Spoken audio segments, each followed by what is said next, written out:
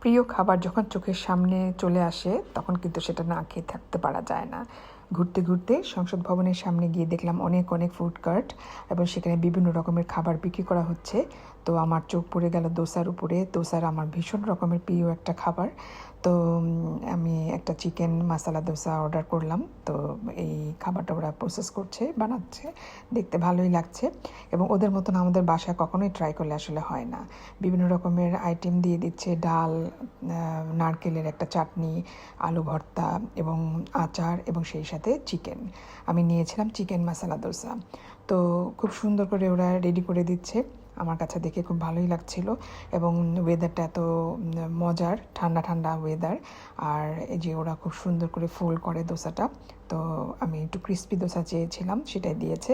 তো খুবই মজা করে আমি খেয়েছি এই দোসাটা। আমার খুব প্রিয় একটা খাবার এবং ঠান্ডা ঠান্ডা ওয়েদারে খেতে কিন্তু খুব ভীষণ ভালো লেগেছে।